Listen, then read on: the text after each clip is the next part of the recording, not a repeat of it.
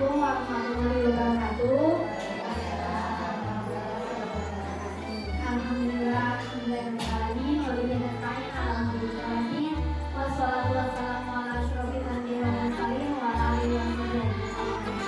Yang saya hormati Ibu Adi Susanti Santiri, selaku Kepala Sekolah SD Pasar Ibu, beserta ibu-ibu guru SD Pasar Ibu yang diutuskan dan satu nama tidak mengenal atau berkaya. Puja dan puji syukur kepada Allah SWT yang telah memberikan kita berbagai nikmat.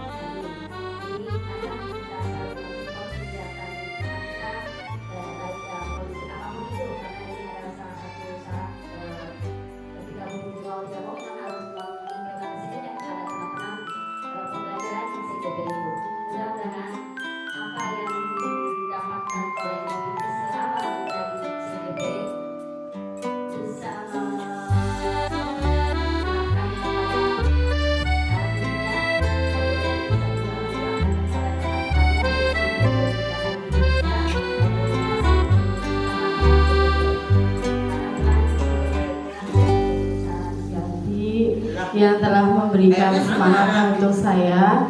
Selanjutnya saya akan mendesimasikan modul 1.4 tentang budaya positif. Adapun latar belakang tujuan dari desiminasi ini adalah bahwa pandangan Ki Hajar Dewantara mengenai padi diibaratkan olehnya seperti anak murid dalam melaksanakan pendidikan, dan petani adalah diibaratkan sebagai petani itu diibaratkan sebagai gurunya yang menyebarkan benih atau bibit padi. Tidak bisa memaksakan tanaman padi menjadi tanaman lainnya. Beliau juga menegaskan bahwa petani tidak boleh membedakan dari mana asal padi, pupuk, dan hal lainnya. Berarti intinya kita tidak boleh membedakan setiap murid, karena murid itu mempunyai kemampuan, minat, dan bakatnya yang berbeda-beda. Nah, diibaratkan petani itu bahwa kita itu harus menanamkan benih-benihnya yang baik-baik kepada murid-murid kita. Jika kita menanamkan benih-benih yang baik, maka akan timbul murid-murid kita yang bernilai berbudaya positif yang baik. Adapun konsep inti budaya, yang pertama perubahan paradigma belajar. Ini yang akan saya jelaskan Ibu. Yang selanjutnya disiplin positif, nilai-nilai kebajikan, kebutuhan dasar manusia, motivasi perilaku manusia, posisi kontrol, keyakinan kelas, segitiga restitusi. Sebelumnya kita akan ice breaking dulu ya Ibu-ibu, biar semangat, biar pada semangat. Ibu-ibu saya harapkan dimohon untuk berdiri. Nanti Ibu-ibu silakan diikuti gerakan ini ya. Kita ice breaking dulu biar nggak ngantuk. Lagunya tangan diputar-putar. Ikutin saja gerakannya ya.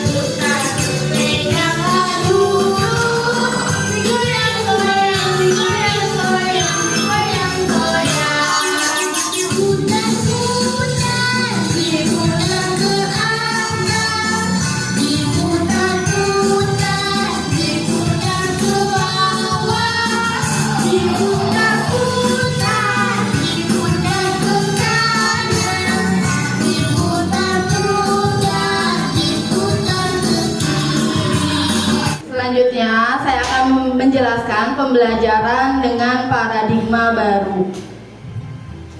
Apa sih pembelajaran dengan paradigma baru? Pembelajaran dengan paradigma baru merupakan pembelajaran yang dirancang berdasarkan prinsip pembelajaran berdiferensiasi, ya, sesuai kebutuhannya berdasarkan tahap perkembangan sesuai teori psikologis modern untuk mewujudkan profil pelajar Pancasila. Jadi kita harus membeda-bedakan siswa sesuai dengan gaya belajar mereka, atau bisa juga membedakan siswa dengan dari low, middle, atau high. Untuk apa? Untuk mewujudkan profil pelajar Pancasila. Adapun profil pelajar Pancasila itu ada 6 dimensi. Yang pertama, berkebinekaan global, bergotong royong, kreatif, bernalar kritis, mandiri, dan beriman, bertakwa kepada Tuhan Yang Maha Esa, dan berakhlak mulia. Nah, mengubah paradigma stimulus respon ke pendekatan teori kontrol. Adapun stimulus respon, realita atau kebutuhan kita sama, sedangkan teori kontrol, realitas atau kebutuhan kita berbeda. Nah, semua orang melihat hal yang sama, sedangkan teori kontrol setiap orang memiliki gambaran yang berbeda-beda. Kita mencoba mengubah orang agar berpandangan sama dengan kita, sedangkan teori kontrol kita berusaha memahami pandangan orang lain tentang dunia. Perilaku buruk dilihat sebagai suatu kesalahan, sedangkan teori kontrol semua perilaku memiliki tujuan. Stimulus respon, orang lain bisa mengontrol saya, sedangkan teori kontrol hanya Anda yang bisa mengontrol diri Anda. Begitupun disiplin. Disiplin itu tidak ada yang bisa mengontrol selain diri sendiri. Orang lain tidak akan bisa mengontrol kalian untuk disiplin, akan tetapi diri kita sendiri yang bisa mengontrol diri kita. Nah, disiplin positif dan nilai-nilai kebajikan universal. Budaya positif di sekolah yang berpihak pada murid diyakini dapat melahirkan generasi penerus bangsa yang unggul dan berakhlak mulia sesuai profil pelajar Pancasila. Untuk menumbuhkan budaya positif di sekolah diperlukan kerja keras dan kerjasama semua pihak terkait, konsistensi dan keberlanjutan dalam menjalankannya. Sebagai pendidik, tujuan kita adalah menciptakan peserta didik yang memiliki disiplin diri sehingga mereka berperilaku mengacu kepada nilai-nilai kebajikan universal dan memiliki motivasi intrinsik dalam perubahan perilaku ke arah yang lebih baik. Adapun disiplin positif kita alhamdulillah di sekolah sudah diterapkan. Salah satunya adalah yang kita lakukan 5S: senyum, salam, sapa, sopan, dan santun. Ada juga disiplin positif kita, salah satunya adalah pembiasaan guru-guru menyambut siswa di depan gerbang. Ada lagi ibu-ibu yang lain tentang disiplin positif? Ada lagi yang lain?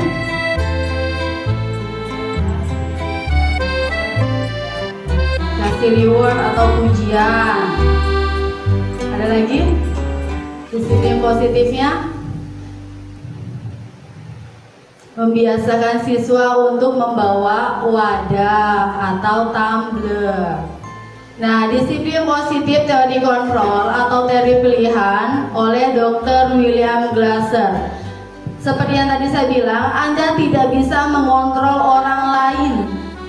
Hanya Anda yang bisa mengambil diri Anda. Makna disiplin, belajar kontrol diri dengan menggali potensi kita agar tercapai tujuan mulia, yaitu sesuatu menjadi seseorang yang kita inginkan berdasarkan nilai-nilai yang kita hargai. Semua perilaku memiliki tujuan. Itu berhubungan dengan motivasi. Motivasi itu ada dua, ada motivasi intrinsik dan ada motivasi ekstrinsik.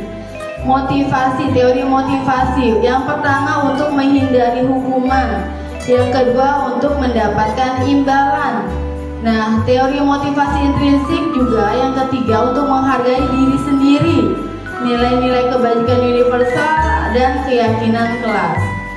Sedangkan model berpikir menang, kolaborasi dan konsensus menciptakan pilihan-pilihan baru yang terdiri dari 5 posisi kontrol. 5 posisi kontrol ada penghukum, ada pembuat merasa bersalah, yang ketiga ada teman, yang keempat pemantau, dan yang kelima manajer. Dan segitiga restitusi. Segitiga restitusi juga mempunyai 3 langkah. Yang pertama, menstabilkan identitas, yang kedua validasi kebutuhan, dan yang ketiga menanyakan keyakinan. Realitas kebutuhan kita berbeda-beda. Kita berusaha memahami pandangan orang lain tentang dunia. Setiap orang memiliki gambaran yang berbeda-beda. Kita juga belajar 5 kebutuhan dasar manusia. Yang pertama ada kebutuhan penguasaan, yang kedua kasih sayang dan rasa diterima, yang keempat kesenangan, yang ketiga kesenangan, dan keempat kebebasan, dan yang kelima adalah kebutuhan untuk bertahan hidup. Apa sih makna disiplin? Berasal dari bahasa Latin disciplina yang artinya belajar. Makna asal dari kata ini berkonotasi dengan disiplin diri dari murid-murid Socrates dan Plato. Disiplin diri membuat orang menggali potensinya menuju sebuah tujuan, apa yang dia hargai. Namun dalam budaya kita, makna kata disiplin telah berubah menjadi sesuatu yang dilakukan seseorang pada orang lain untuk mendapatkan kepatuhan. Misalkan seperti anak-anak murid, kita buat peraturan, datangnya jam 7. Sebelum jam 7 mereka udah datang. Berarti kan itu untuk seseorang, mereka melakukan untuk seseorang untuk mematuhi sekolah. Kecenderungan umum adalah menghubungkan kata disiplin dengan ketidaknyamanan. Ada yang gak nyaman datang pagi-pagi, ya kan? Ada yang gak nyaman untuk sarapan terlebih dahulu di rumah, bukan dengan apa yang kita hargai atau pencapaian suatu tujuan mulia. Misalkan dia ingin datang pagi untuk menghargai dirinya sendiri, karena pelajar sendiri itu tugasnya adalah belajar. Nah, adapun nilai-nilai kebajikan universal, nilai-nilai kebajikan adalah sifat-sifat positif manusia yang merupakan tujuan mulia yang ingin dicapai setiap individu. Nilai-nilai tersebut bersifat universal dan lintas bahasa, suku bangsa, agama maupun latar belakang. Nilai yang disepakati bersama lepas dari suku bangsa, agama, bahasa maupun latar belakangnya. Nilai-nilai kebajikan universal itu misalkan bersifat jujur, tanggung jawab, terus ada lagi sopan santun, disiplin. Nah, yang pertama, setiap perilaku atau perbuatan memiliki satu tujuan. Itu menurut Dr. William Glasser pada teori kontrol 1984. Yang kedua, dengan mengaitkan nilai-nilai kebajikan yang diyakini seseorang, maka motivasi intrinsiknya akan terbangun sehingga menggerakkan motivasi dari dalam untuk dapat mencapai tujuan mulia yang diinginkan. Yang ketiga, nilai-nilai kebajikan yang ingin dicapai oleh setiap anak Indonesia kita kenal dengan profil pelajar Pancasila. Adapun profil pelajar Pancasila yang telah saya sebutkan tadi, beriman, bertakwa kepada Tuhan Yang Maha Esa dan berakhlak mulia, mandiri, bernalar kritis, berkebinekaan global, bergotong royong, dan juga kreatif. Itulah profil pelajar Pancasila. Nah, sekarang teori motivasi, hukuman, dan penghargaan restitusi. Teori motivasi perilaku manusia. Tadi saya sudah bilang ada motivasi eksternal dan ada motivasi internal. Kalau motivasi eksternal untuk menghindari ketidaknyamanan atau hukuman apa yang akan terjadi apabila saya tidak melakukannya, dan untuk mendapatkan imbalan dari orang lain apa yang akan saya dapatkan apabila saya melakukannya. Misalkan seperti kita membuat kuis, nanti ibu berikan hadiah ya. Berarti kan itu ada niatan dan tujuan. Berarti kan dia mengharapkan imbalan. Berarti itu namanya motivasi eksternal. Adapun motivasi internal untuk menghargai diri sendiri. Saya akan menjadi orang yang seperti apa bila saya melakukannya. Misalkan saya datang pagi, saya berusaha untuk memberikan contoh-contoh kepada murid-murid saya. Berarti itu kan dalam diri sendiri. Berarti itu namanya motivasi internal.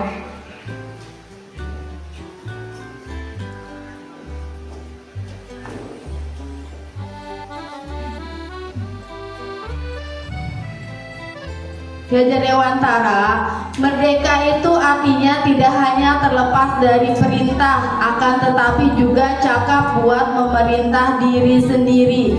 Ki Hajar Dewantara, Pemikiran Konsepsi Keteladanan Sikap Merdeka, cetakan kelima 2013, halaman 469. Apa itu restitusi?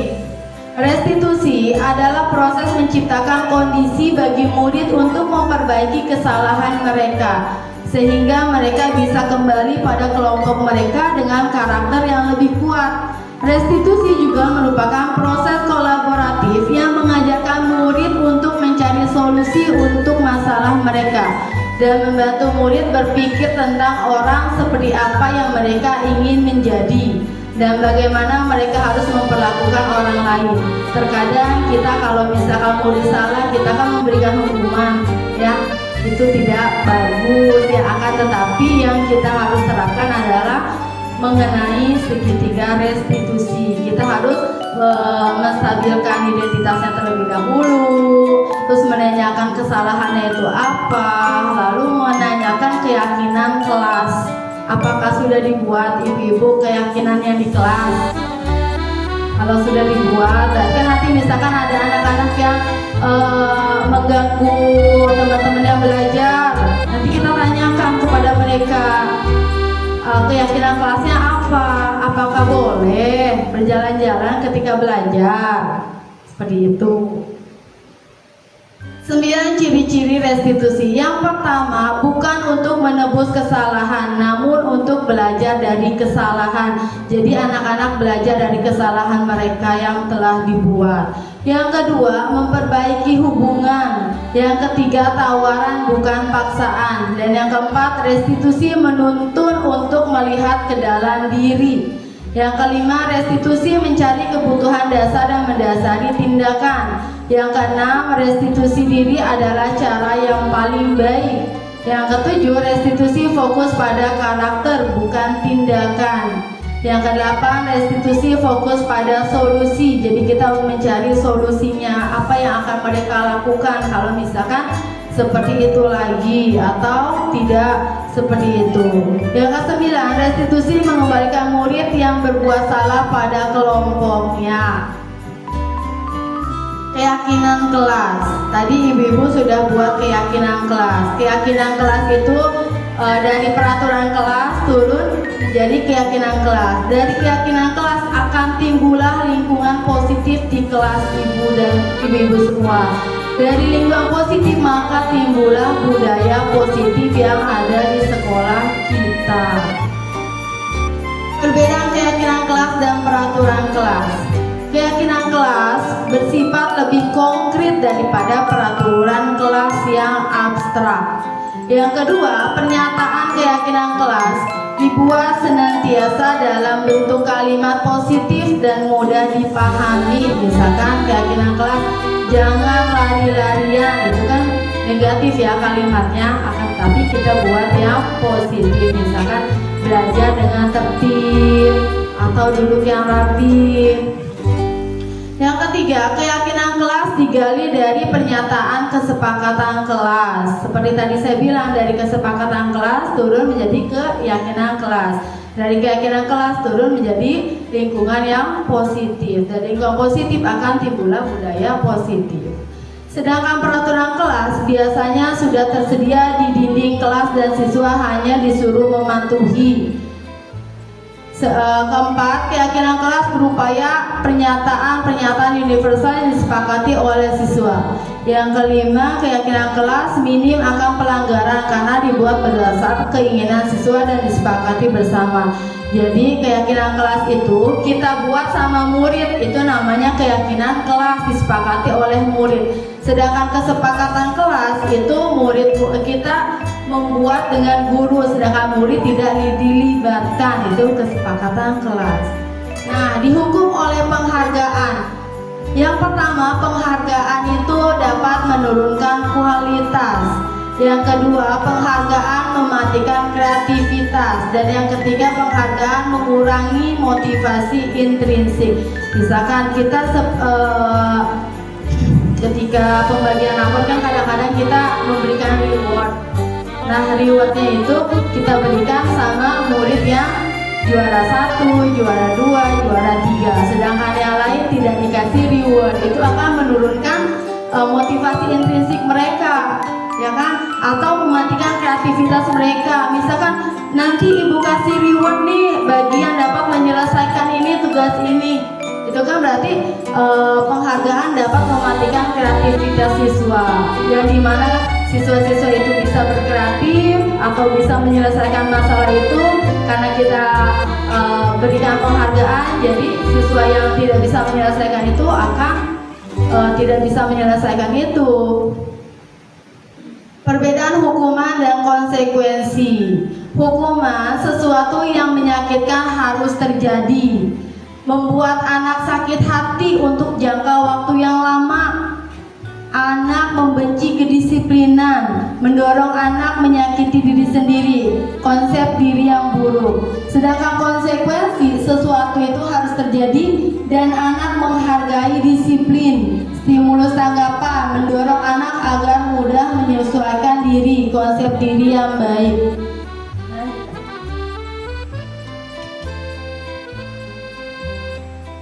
Nah, hukuman juga anak belajar untuk menyembunyikan kesalahan, marah, rasa bersalah, dipermalukan, merasa tak dihargai. Sedangkan konsekuensi, anak belajar untuk mematuhi peraturan, kehilangan hak, dibuat tidak nyaman, diasingkan untuk sementara atau time out. Jadi kalau hukuman itu sifatnya lebih lama, lebih terkena di dalam diri siswa. Sedangkan konsekuensi itu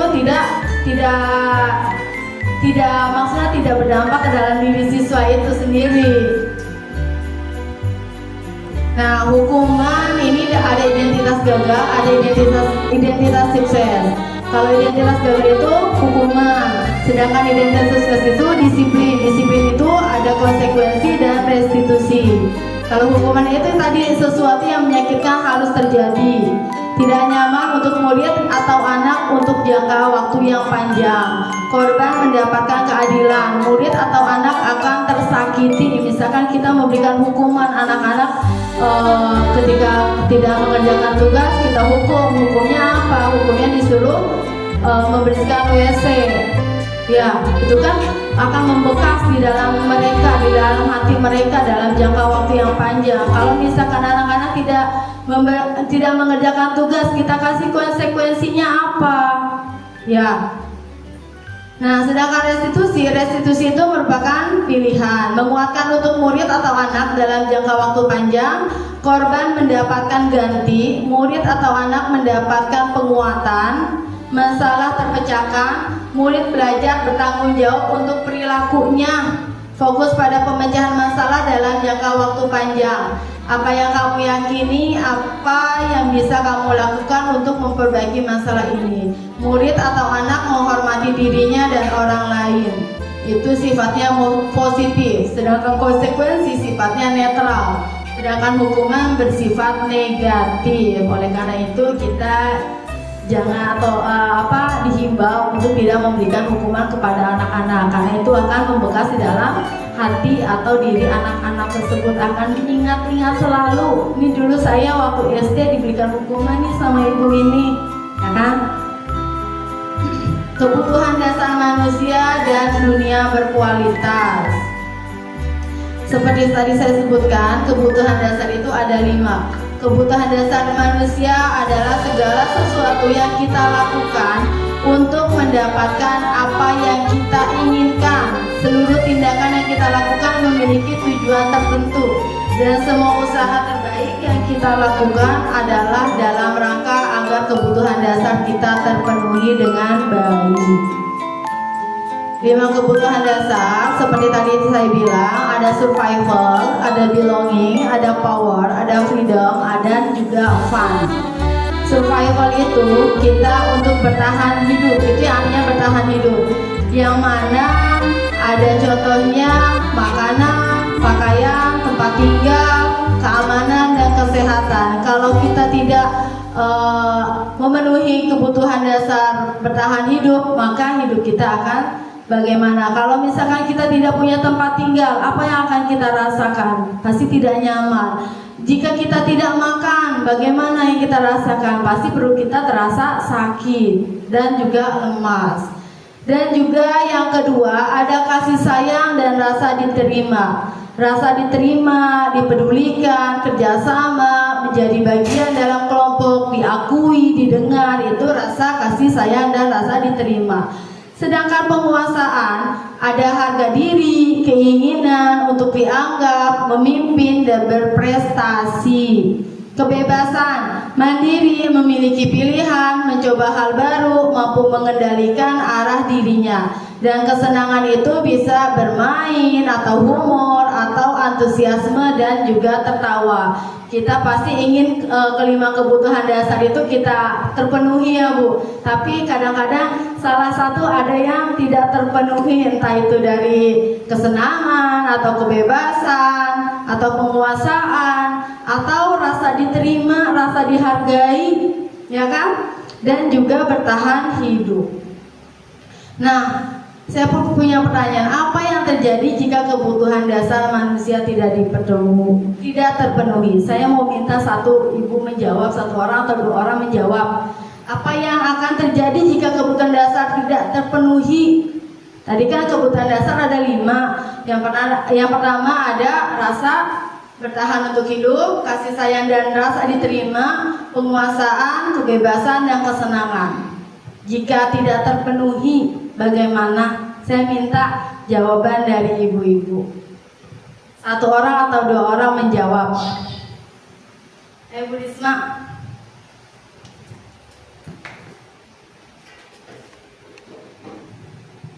Menurut saya kebutuhan hidup yang tidak terpenuhi, misalnya tidak punya tempat tinggal, maka kita akan jadi gelandangan.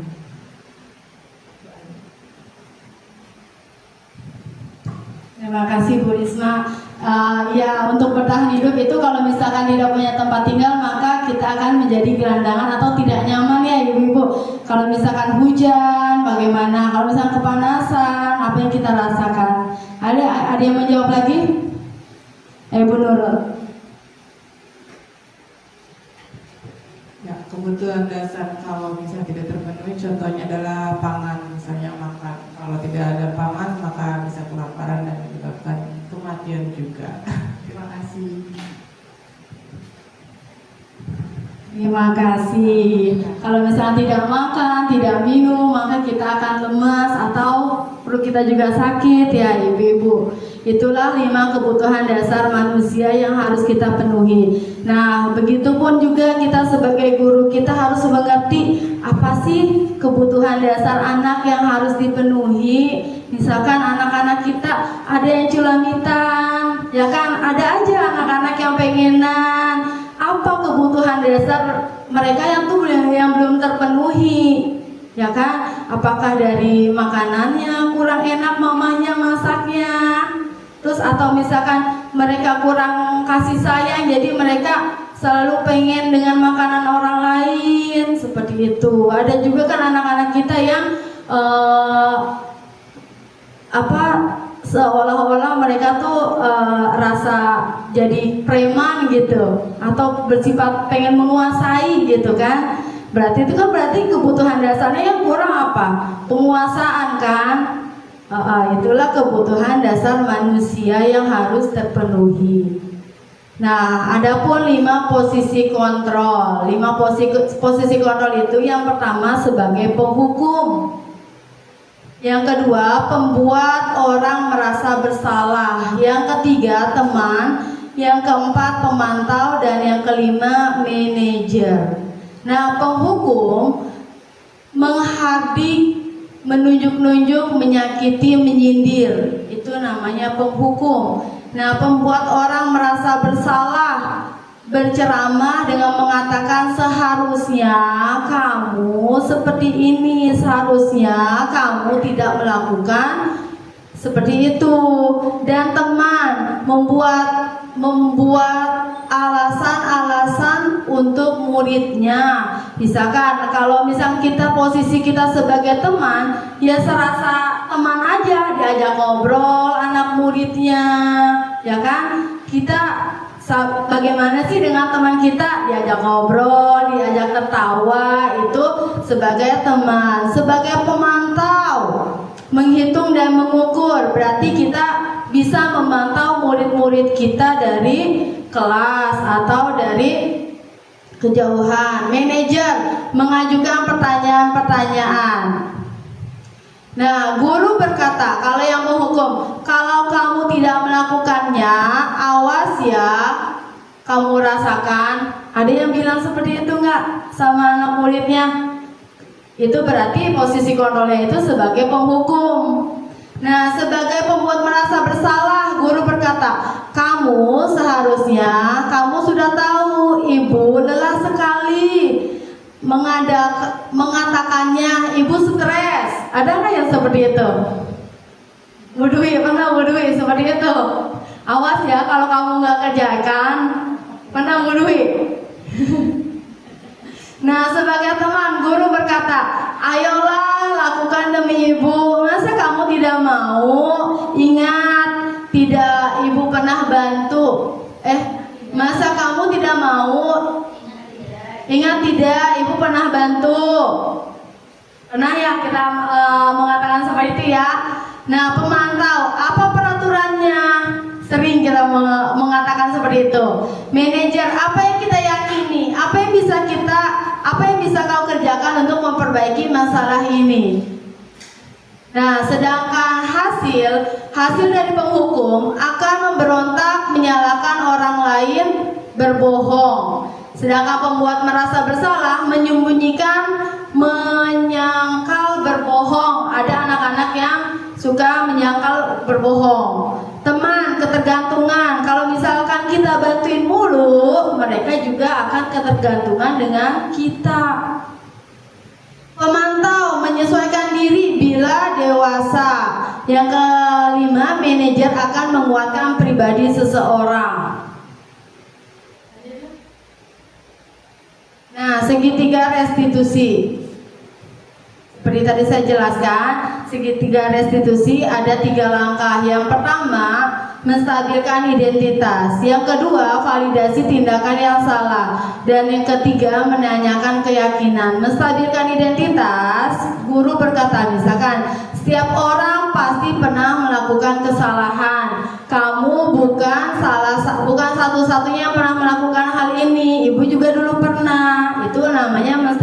identitas. Adapun validasi tindakan yang salah, guru berkata, kamu tentunya punya alasan mengapa sih kamu melakukan itu, atau adakah cara yang lain yang lebih efektif untuk mendapatkan apa yang kamu butuhkan, dan menanyakan keyakinan kelas apa yang telah kita sepakati. Kamu ingin menjadi orang seperti apa? Itu 3 langkah segitiga restitusi. Yang pertama, menstabilkan identitas. Kita harus tahu dulu apa yang murid kita lakukan. Nah, yang kedua, validasi tindakan yang salah. Memvalidkan tindakan dia itu benar atau salah, apa alasannya. Dan yang ketiga, menanyakan keyakinan kelasnya udah dibuat atau belum. Kalau sudah, ada apa saja keyakinan kelasnya, seperti itu. Menstabilkan identitas untuk membuat anak yang merasa gagal karena berbuat salah menjadi positif terhadap dirinya. Nah, guru berkata, berbuat salah itu hal yang manusiawi. Tidak ada manusia yang sempurna. Bapak ibu juga dulu pernah berbuat salah. Kita pasti bisa menyelesaikan permasalahan ini. Bapak ibu tidak tertarik untuk mencari tahu siapa yang benar, siapa yang salah. Bapak ibu juga lebih tertarik untuk menyelesaikan masalah. Kalau kamu menyalahkan dirimu sendiri terus-menerus, apakah kamu bersikap baik pada dirimu sendiri? Itu kata-kata dari menstabilkan identitas, ataupun yang lain juga bisa menstabilkan identitas. Yang kedua, validasi kebutuhan. Membantu siswa mengenali basic atau need atau kebutuhan yang ingin dipenuhinya ketika melakukan kesalahan itu. Pada dasarnya setiap tindakan manusia tujuannya adalah memenuhi basic needs. Apakah itu power, freedom, love and belonging, atau fun atau survival. Guru berkata, kamu bisa saja melakukan hal yang lebih buruk, tapi kamu tidak melakukannya, kan? Kamu pasti punya alasan mengapa melakukannya, apa yang penting bagi kamu. Atau kamu boleh tetap berusaha menjaga sikap itu, tapi tambahkan sikap yang lain yang baru. Maukah kamu belajar cara lain untuk mendapatkan yang kamu butuhkan tanpa harus memukul? Apakah kamu bisa melakukan dengan lebih baik besok lagi? Dan yang ketiga, menanyakan keyakinan. Anak melihat kesalahannya dihubungkan dengan norma sosial dan nilai-nilai yang mendasari manusia berinteraksi dengan orang lain. Guru berkata, apa nilai yang kita percaya di kelas atau sekolah kita? Nilai-nilai universal apa yang telah kita sepakati? Kelas yang ideal itu seperti apa sih? Kamu ingin menjadi anak seperti apa? Atau apa yang kamu rasakan ketika kamu melakukan itu? Kamu menjadi orang yang seperti apa? Nah, penutupnya, dalam penerapan program disiplin positif, hendaknya guru memiliki standar kepribadian, profesional dan sosial yang baik, di mana guru mampu merefleksi dirinya dalam posisi kontrol saat ini. Bagaimana perjalanan dirinya sebagai among atau manajer atau contoh bagi murid-muridnya, yang menuntut murid-muridnya menjadi insan yang mandiri, merdeka dan bertanggung jawab. Standar nasional pendidikan. Dan menurut Ki Hajar Dewantara, pendidikan adalah tidak hanya mentransfer knowledge atau pengetahuan, akan tetapi membentuk karakter atau budi pekerti yang didapatkan oleh siswa. Dan itulah kita bisa menimbulkan budaya-budaya positif di dalam diri siswa sendiri. Terima kasih atas waktunya ibu-ibu. Saya telah mendiseminasikan modul 1.4 tentang budaya positif. Saya ucapkan terima kasih banyak. Wassalamualaikum warahmatullahi wabarakatuh.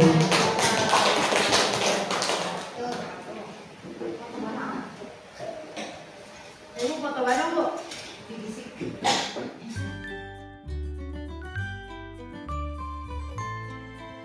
Assalamualaikum warahmatullahi wabarakatuh. Waalaikumsalam warahmatullahi wabarakatuh.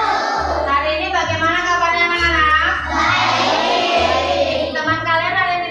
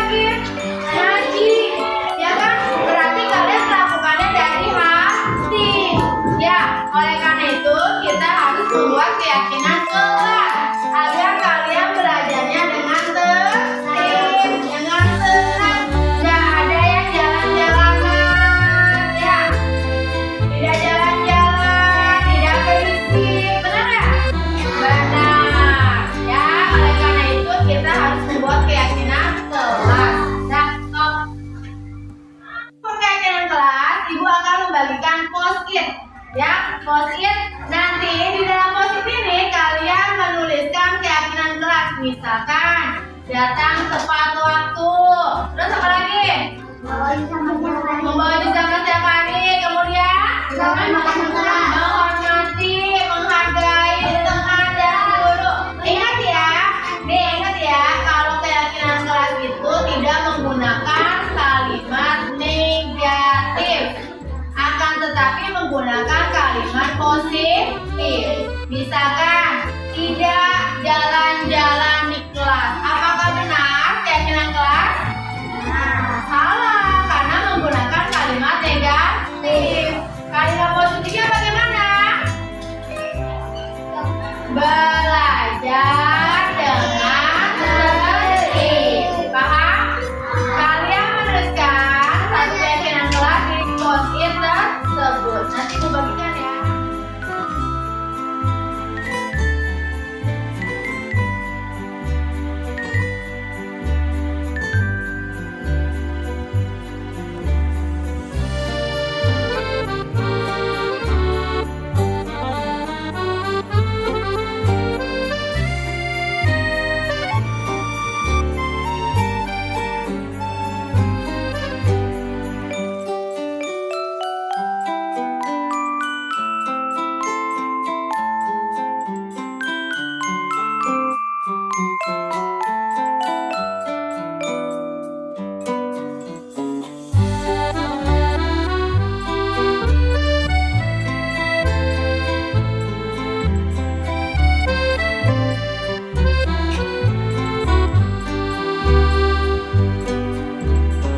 Ibu sudah menemukan keyakinan kelas yang telah kalian buat. Ini Ibu sudah kelompokkan ada 6 poin.